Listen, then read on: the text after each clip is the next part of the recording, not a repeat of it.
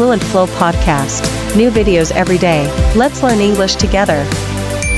Welcome to the deep dive. Today we're getting into something really interesting. It's more than just a list of tips. It's about the whole philosophy, really, of how you start your day.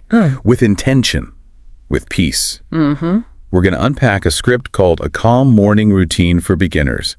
It's from a podcast called the Fluent Flow podcast. And that's a really key detail, isn't it? The source itself. What makes it so interesting for us to look at is who it was designed for. Right. This wasn't just, any old morning routine. It was specifically put together as a practical guide for people just starting to learn English, beginners. Yeah. So right from the start, the whole approach was meant to be, well, the script says, calm, friendly, and clear. Okay. And delivered slowly, easy to follow, using simple words, everyday kind of topics. So it's less about, say, hacking your productivity and more like an invitation, a gentle one, to find some inner peace, accessible, really, no matter your English level back then. Absolutely.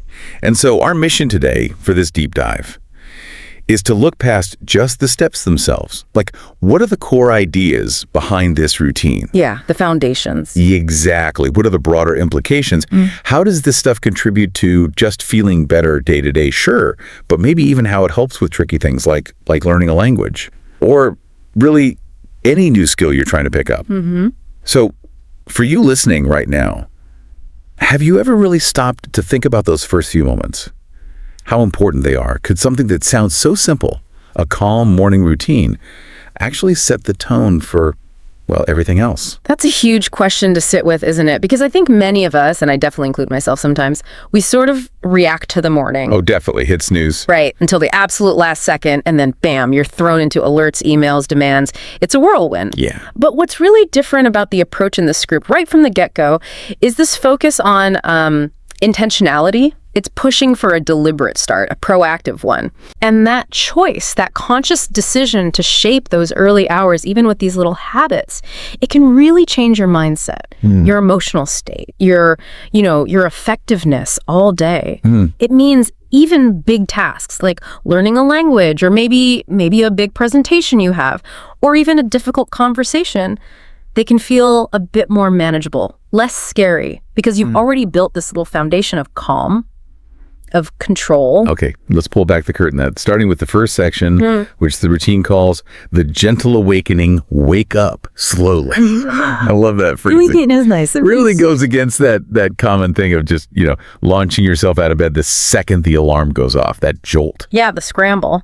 This suggests something gentler, softer, like you're coaxing yourself back into the world rather than being ejected into it. Yeah, exactly. It's a real contrast. And the very first actions it suggests are incredibly simple, almost tender, you could say. Okay. It starts with just opening your eyes and then, and this is interesting, deliberately smiling. Smiling. Right away. Now, I know for some people that might sound a bit artificial, maybe, especially if it's a tough morning. Yeah, I can see that. But the idea here isn't about faking happiness. It's more subtle. It's like a small internal nod to the new day, a gentle acceptance. Think of it less like a big cheesy grin, Right.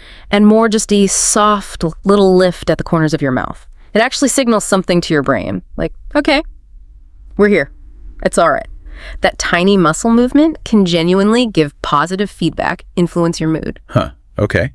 And then right after that, the script suggests saying something. A simple affirmation. Thank you for this new day. Very direct. Just a few words.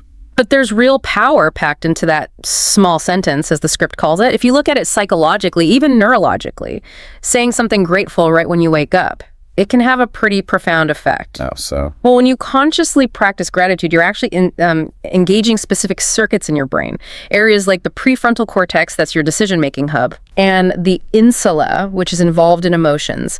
Doing this consistently, saying thank you, it can literally start to rewire those pathways, boost feelings of happiness, make you more resilient to stress. It might even help with sleep. Wow. Okay. So starting with thank you isn't just words. You're actively building a positive internal state. You're fostering appreciation, positive self-talk, kind of pushing out the dread or the overwhelm before it even gets a foothold. It sets this tone of like abundance and acceptance before the emails and the news start hitting you, building a bit of emotional resilience for the day. I really like how simple and accessible that feels. It's not like you have to sit down for a 30-minute meditation right off the bat. Exactly. It's low barrier. Just a few words. Then the routine suggests moving physically but gently, sitting up in bed. Then some very light stretching. Yeah. Moving your arms, your neck. It's not, jumping into push-ups. No, it's slow, deliberate, almost like you're exploring the movement. And that simplicity, that accessibility is really key here. Think about it. Most of us wake up feeling a bit stiff, right? Yeah, definitely. After hours of not moving.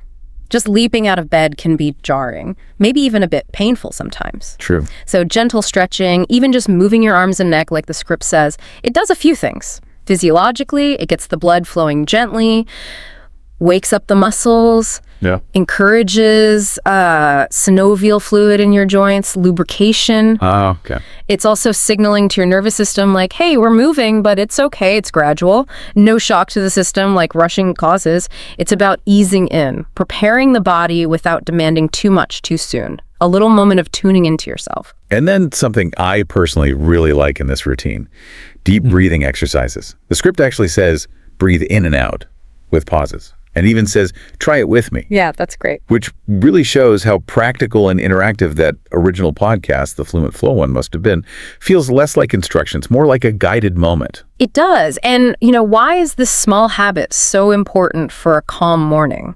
Deep breathing is, it's fundamental in mindfulness. It's a powerful tool for stress. Right. When you do that deep diaphragmatic breathing from your belly, you're activating the parasympathetic nervous system. That's your body's rest and digest mode. Right. It directly counteracts the fight or flight response that stress or anxiety kicks off. So by consciously breathing slowly, you're basically telling your brain and body, it's safe, calm down, relax. And it doesn't just feel good, it has real cognitive benefits too. More oxygen flow to the brain helps with mental clarity, focus. It can cut through that morning grogginess, that brain fog. Yeah, I hate that feeling. Right. So it's a direct way to feel more present, more clear-headed. Your mind feels kind of primed, ready for whatever's next, learning something new, tackling your tasks, but with a composed mind. So thinking about this first section for you, listening. The big takeaway seems to be the combined effect. All these little things, the smile, the thanks, the stretch, the breath, they add up. They work together to push back against that morning rush, that anxiety. You're not just waking up, you're kind of composing yourself, like tuning an instrument before you play. That's a great analogy. And if you connect that to the bigger picture, having that clear, calm mind from these practices, it makes you so much more ready to engage with your day, especially things that need brain power, like learning. Yeah. When you're calm and clear, you're just more receptive. Your memory works better. You can focus more easily. This intentional, slow start isn't just about feeling nice for 5 minutes. It really lays a foundation for self-care that can ripple through the whole day. It teaches you that your well-being isn't just luck. It's something you build moment by moment. It's like making an investment in your day right at the start. Okay, so from that gentle awakening in bed, the routine then moves smoothly into freshness and connection, drink water, and open the window. This gets you physically moving out of bed, but it keeps that same deliberate, caring pace. Exactly. Still focused on essential needs first. The core idea here seems to be immediate hydration and then connecting with your surroundings, foundational steps once you're up. And the very first thing after sitting up and stretching, a big glass of water. Yep. And the source is flexible too. It notes cold or warm, both are okay. Which again, it just shows that non-rigid, accessible vibe of the whole routine. No strict rules, just positive actions. Sounds so basic, doesn't it? Drink water. But I know for me, sometimes the first thing I reach for is the coffee machine. Or, let's be honest, my phone. Very common. But this step is vital and often overlooked. And the script is really clear why it's important. It says water helps my body wake up, is good for the brain, and good for energy. Okay. And physiologically, that's completely right. Especially after sleeping for hours, your body naturally gets dehydrated just through breathing, other processes. Right. So rehydrating right away does a few things. Kickstarts your metabolism, helps flush out toxins, gets nutrients moving to your cells, and for your brain, which is mostly water, like 75, 80%. Wow. Even being slightly dehydrated can mess with your thinking. Less concentration, feeling tired, headaches maybe. Proper hydration is just fundamental for your brain chemicals, neurotransmitters to work right, for energy production. So that simple glass of water is like an internal wake-up call. It helps prevent that mid-morning slump and keeps your energy more stable. It's priming your internal engine, basically. Okay, internal hydration first.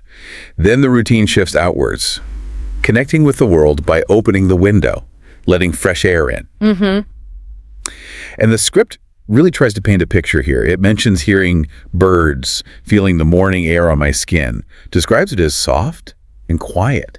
It's very sensory. It is. And you might ask, well, why make a point of something as simple as opening a window? But this action, described like that, it creates this real sense of a new beginning. Yeah. It's more than just ventilation. It's like an invitation to fully step into the day. Natural light, especially, is huge. It helps regulate your body clock, your circadian rhythm. Right. Getting that light early on helps suppress melatonin, the sleep hormone. Signals time to be awake. Fresh air feels invigorating, obviously. Improves the air quality inside, can boost your mood straight away. Okay. But the routine also stresses how this helps you feel connected to nature, connected to yourself. That connection is about grounding, planting your feet in the present moment, in your environment, acknowledging where you are. It's a subtle psychological shift, but it moves you from that internal sleepy state to being more outward, more engaged, ready to face the day with presence, not detachment. So for you listening, what's the message here? These external things, water, air, they're not just about the physical, they trigger internal shifts. Exactly. You feel more awake, more connected, more present, and maybe surprisingly a bit more resilient because of it. These small habits create this sense of well-being, of readiness. And if you're someone who feels maybe overwhelmed by the day ahead or by something challenging like learning, these simple steps are incredibly grounding.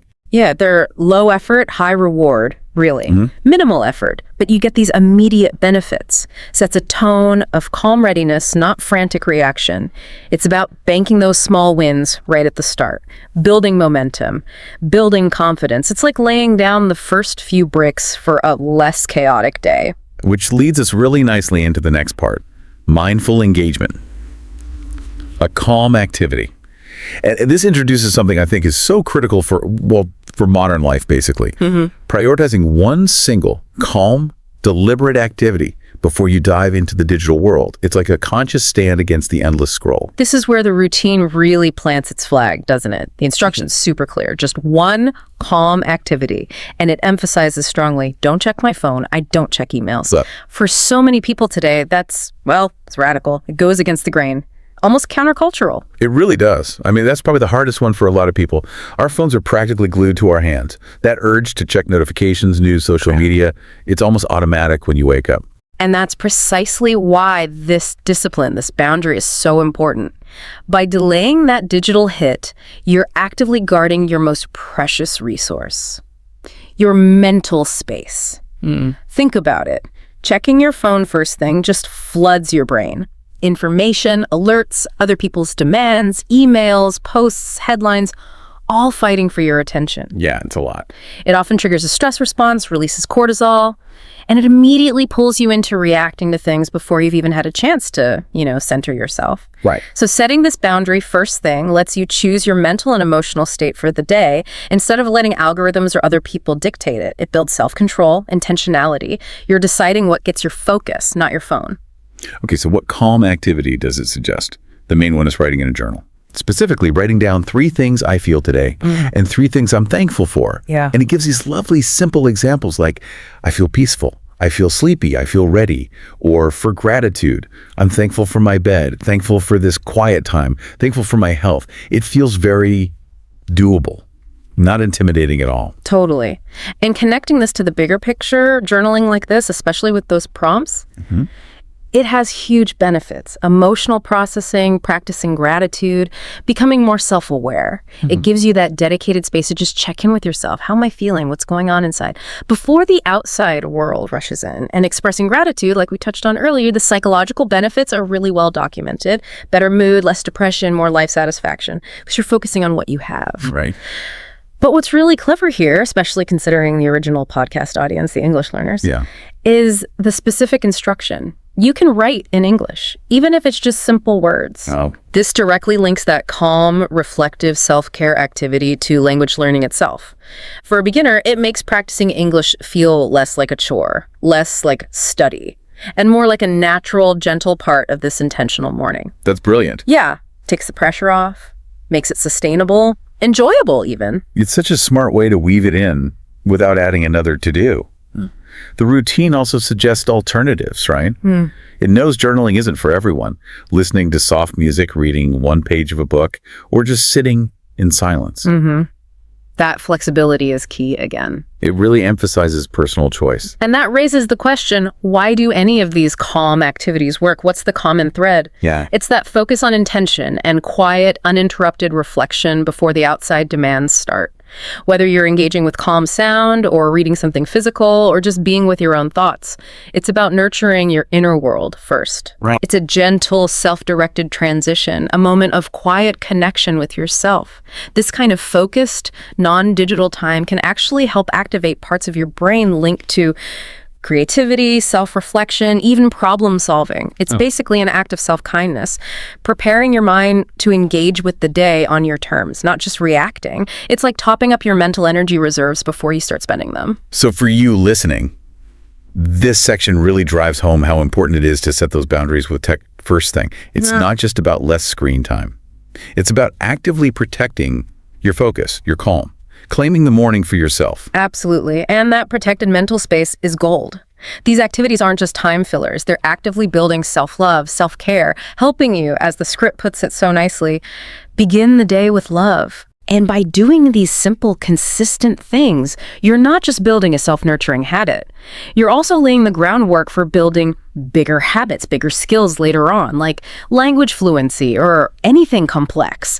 It teaches you that consistency, gentle practice, and protecting your inner state can lead to really significant progress. Small choices adding up. Okay, moving into the next phase. Intentional preparation. Get ready slowly. This takes that same mindfulness we've been talking about and applies it to, well, the stuff we all do. Getting dressed, brushing teeth, maybe showering. It's about bringing intention, that unhurried approach, into tasks that often feel like just chores we rush through. Right. The routine lists the usual things: brushing teeth, washing face, shower, stuff we do on autopilot mostly. Yeah. But then comes the crucial bit, the instruction that changes everything. I move slowly. I don't rush. Just that one line, it's transformative. I think we can all picture the opposite, right? Yeah. Frantically brushing teeth while thinking about the first meeting, grabbing clothes, barely noticing anything, just trying to be efficient. Exactly. Efficiency over experience. And that's what this challenges. And the psychological impact is really interesting. Rushing triggers stress responses, right? Yeah, you feel it. Heart rate up, breathing faster, stress hormones like cortisol pumping out. Okay. It puts your body in this low-level state of alert, creates anxiety, pressure, overwhelm before the day's even really started. Moving slowly, though, it allows you to be present. It turns those mindless chores into conscious acts of self-care. You're not just scrubbing your face, you're feeling the water, the soap, the sensation. Okay. That focus on the present moment drastically cuts stress. It calms your nervous system. It's about being fully there for yourself instead of your mind already being halfway out the door. And this self-nurturing idea continues with choosing clothes. The script says, wear clothes that feel good, soft, warm, comfortable. It's highlighting sensory comfort, almost like a little indulgence. Totally. It's about dressing for you, for how you want to feel, not just how you look to others. Right. It's nurturing yourself right down to the fabrics touching your skin. When you consciously pick clothes that feel good, soft, comfy, you're sending this message of care to your body, to your subconscious. It might sound small, but physical comfort genuinely reduces those little background irritations that can drain your energy all day. You know, an itchy label, tight waistband. Oh, yeah. When you're comfortable, your focus can stay on what matters, your work, your learning, your interactions, instead of being subtly chipped away by discomfort. It's like a base layer of well-being. And then it mentions adding small sensory things. Sometimes I put on perfume. Yeah. Or light a candle. These feel like little personal luxuries. They do. And why highlight these? The script says, but they feel like care. They are for me, not for anyone else. It's super insightful. Yeah. It taps into self-affirmation, creating your own little sanctuary moment. These actions engage your sense of smell, sight with the candle flame, and consciously create a positive, personalized atmosphere. They're purely for your own pleasure, reinforcing the idea that your well-being, your comfort, your inner state matters most. It's getting ready into a personal ritual, a moment of delight. These sensory touches add to that feeling of being grounded, feeling positive, preparing you to face the day from a place of inner strength, self-respect, quiet joy even. It shows self-care isn't just big things, it's all these tiny acts of love towards yourself. So the takeaway for you listening, this section really shows how bringing intention to everyday tasks, even the boring ones, turns them into real acts of self-care. It's about being present for yourself, making choices that nourish you. And building that personal ritual out of these common activities gives you comfort, grounding before you step out into the world or even just sit down at your desk. This calm, mindful approach prepares you physically, sure, but also mentally and emotionally. It builds resilience, helps you approach challenges or learning from a centered place, not a stressed one. It's like building the strong inner foundation that supports everything else you do. It really suggests the quality of your whole day can hinge on the quality of these first hours. Okay, bringing us to the final section before we wrap up. Nourishment and integration breakfast and English practice. This part cleverly combines fueling your body with consistent, integrated language practice, turning an essential task into a growth opportunity. Exactly. The routine naturally flows into eating breakfast. And again, the emphasis is simple, something simple. Yeah, it gives examples like maybe toast and tea, maybe fruit and yogurt, or coffee and a banana. Right. Not complicated, nothing fancy, it's practical. It's refreshing, isn't it? No pressure to whip up some elaborate meal. Do something easy, accessible, removes the friction. Totally. And that focus on simple, accessible nutrition is key. After fasting all night, your body and brain absolutely need fuel. Keeping it simple means you'll actually do it. These examples, toast, fruit, yogurt, they provide carbs for quick energy, maybe some fats, some protein, essential stuff to replenish your energy stores, stabilize blood sugar, helps with focus. Right, avoiding that mid-morning crash. Exactly, prevents the brain fog. It's just fundamental fuel to get your body and brain ready for the day's mental work. Basic, but essential. And then comes the really smart language learning bit. While eating, the routine suggests listening to English. The script even has that little wink. I listen to a podcast like this one. Yeah, that self-reference in the original Fluent Flow script is great. Shows how practical it was meant to be. So why integrate it like this? Why not just say, study English for 10 minutes? Yeah, this is where the power of habit stacking comes in. It's a really effective technique from behavioral science for building new habits. Habit stacking, okay. Yeah, basically, you attach a new habit you want to form onto an existing habit you already do automatically, like eating breakfast. Ah, I see. So instead of trying to remember, oh, I need to listen to English, you just tack it onto breakfast. You leverage that existing routine. It dramatically increases the chances you'll stick with it because the cue is already built in. That makes sense. And the goal it sets, just 10 minutes is enough. That's also crucial. It takes away the pressure, makes it feel totally manageable, not intimidating, especially for a beginner. Yeah, 10 minutes feels easy. Right. And this whole approach, it changes English from being just study into feeling like part of me. It promotes that natural subconscious learning through regular exposure, integrates it into your life. It stops being this formal, maybe stressful academic thing and becomes more organic, continuous low-pressure immersion. It actually makes learning potentially more joyful, learning by living it. So for you listening, whether it's English or any skill, this section really highlights that power of habit stacking. You're not just finding time, you're weaving the practice into something you already do. Makes it almost effortless to keep up long-term.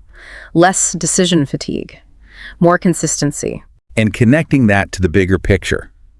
That consistent low-pressure exposure, like 10 minutes over breakfast, it can genuinely lead to significant fluency over time. Absolutely. It uses the brain's natural ability to pick up patterns through repeated, gentle immersion, without the stress of formal lessons. And this dual nourishment, food for the body, language for the mind, it works together for overall well-being. Yeah. And makes you better able to learn effectively. Yeah. It's preparing your whole system, mind and body for whatever the day holds. A really holistic approach to getting ready for growth. Okay, well, That was quite a deep dive, wasn't it? Yeah. It's really amazing how much wisdom is packed into what sounds like a very simple script for beginners. It really is. This whole routine, when you break it down, all these small pieces, they consistently build towards one core feeling, don't they? Yeah. Feeling calm, focused, just good right from the start. That's the heart of it, I think. And what's really powerful, key takeaway, is that small steps approach. The original script says it outright. You don't need a big routine, just small steps. It just demystifies the whole idea of the perfect morning, swaps those big, maybe overwhelming goals for these tiny, achievable actions. It's about progress, not perfection. And those key bits we discussed are so straightforward, but they add up. Drink water, breathe, write something down, get ready with care, with love. Listen to a bit of English. It's like a little roadmap. Exactly. And these little things, done consistently with that intention behind them, they genuinely make a big difference. For anyone trying to learn or grow, this approach cuts down the overwhelm. It builds confidence step by step. It shows that real progress, whether it's language or inner peace, isn't usually about giant leaps. It's about those consistent, gentle nudges forward. The power of micro actions, really. So we've really dug into how this kind of calm, intentional start can transform your morning and even weave in new skills like language learning. As we finish up, I want to leave you with a thought to maybe mull over. What other small steps, inspired by this morning routine, could you maybe apply to different parts of your day? Or even to bigger goals you have? Where else could that simple intentionality create those big differences in your life? Turning something mundane into growth, maybe. That's a great question for reflection, isn't it? How do these ideas ripple outwards? The big lesson here feels like it's about personal agency, about designing your life in a way. By bringing mindful habits into even small areas, you build a deeper connection with yourself, with your intentions. And these same principles, slowness, intention, self-care, consistent practice, they're totally transferable to almost any area where you want to grow, feel better, or master something new. Yeah. It's really an invitation, I think, to consider how you can consciously design your day, your life maybe, instead of just reacting to whatever comes at you. Thank you so much for joining us for this deep dive today. It's been really fascinating unpacking these simple but genuinely powerful ideas with you. Until next time, stay curious. Keep going, take it one day at a time. Remember, sometimes the smallest shift really can create the biggest change.